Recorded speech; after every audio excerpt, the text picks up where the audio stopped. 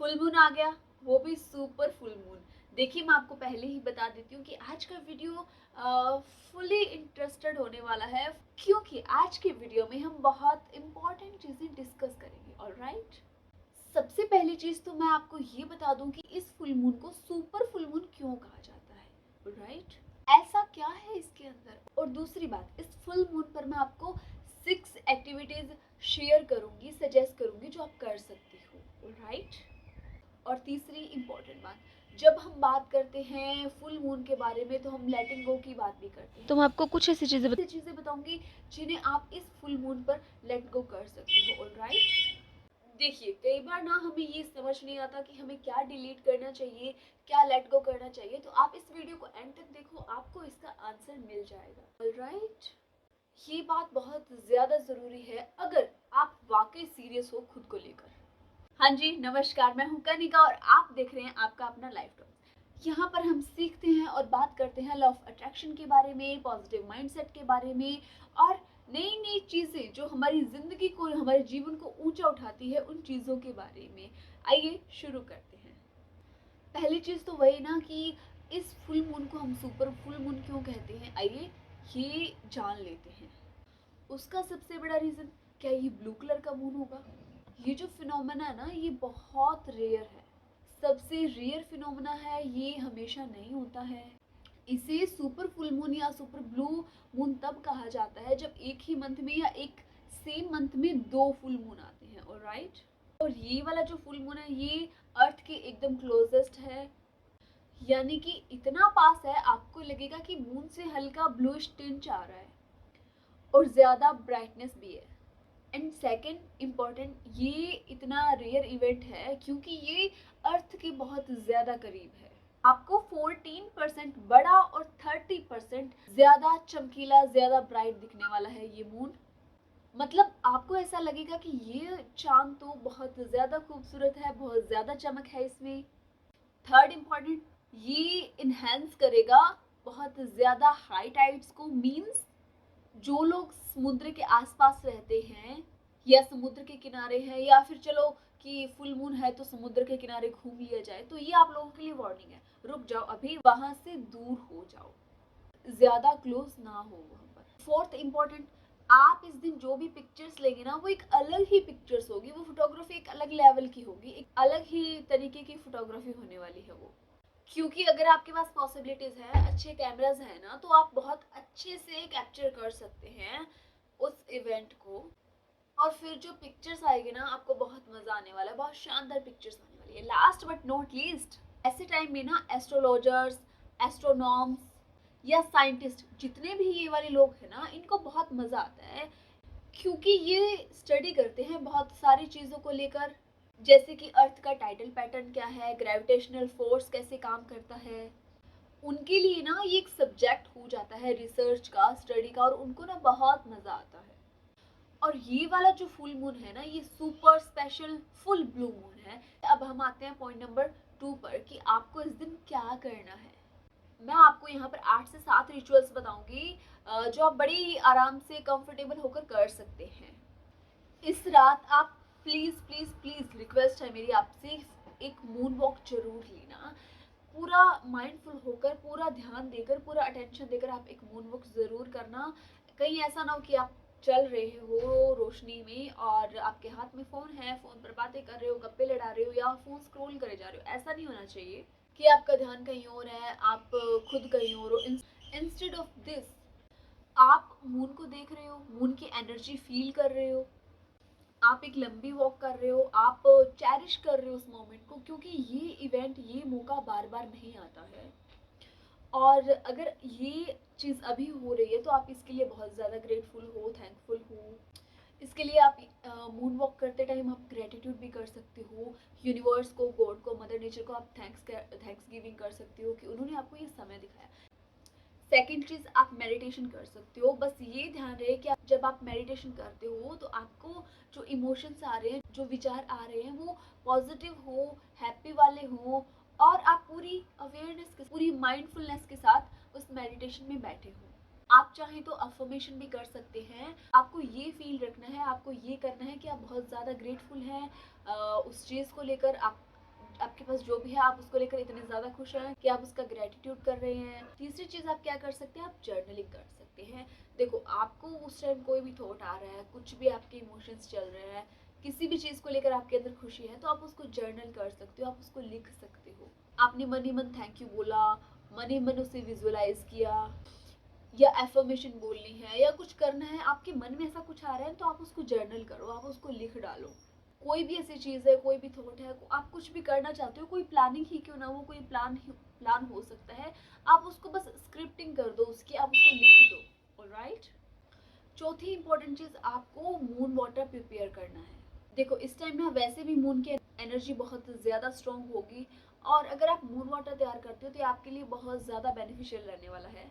आप एक कांच की बोतल लोगे, उसे पानी से भरोगे, उसका जो ढक्कन है उसे आप बंद करके अपने हाथों में लेकर उसमें इंटेंशन भरोगे, मून से रिक्वेस्ट करोगे कि हे मून, हे चंद्रमा, आपकी ऊर्जा, आपकी जो सकारात्मक ऊर्जा है, इतनी स्ट्रॉन्ग वाली पावर है वो उसके अंदर आ रही है। आपको इस तरीके से विजुलाइज करते हुए उसे अफर्मेशन देनी है पूरी अटेंशन के साथ।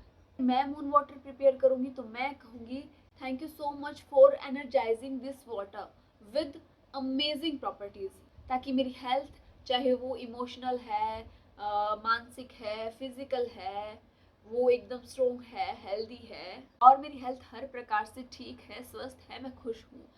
आप चाहें तो ये कह सकते हैं कि अभी जो मेरा इमोशन है, या मेरे परिवार के साथ मेरा जुड़ाव है, हमारे रिश्ते हैं, हमारे घर में जो समृद्धि है, सद्बुद्धि है, वो ऐसे ही रहे। आप प्रोस्पेरिटी वाली जो फीलिंग्स है उसके साथ उसे चार्ज कर सकते हैं, अबंडेंस, लव, पीस, इन सब जो ये इमोशंस है, ये सब जो भी है ना, इनके साथ आप उसे, उस मून वाटर को चार्ज कर सकते हैं। ये सारी अफर्मेशन देने के बाद वो जो बोतल है उसका ढक्कन कवर करके आप उसको रख दें। आप अगर आप गार्डन में रख रहे हो आप वहाँ रख दिए, अगर आप अपने खेत में रख रहे हो तो आप अपने खेत में रख सकते हो, आप चाहे अपनी बालकनी में रख सकते हो, छत पर रख सकते हो, या ऐसा कुछ नहीं है चारों तरफ से घर बंद है तो खिड़की तो होगी ही, कम से कम आप उस खिड़की में भी रख देंगे तो वहाँ से भी एनर्जी आएगी और वो एनर्जाइज हो जाएगा, वो चार्ज हो जाएगा। ऑलराइट। और अगले दिन सुबह सूर्योदय से पहले आप उसे घर ले आए, घर के अंदर ले आए।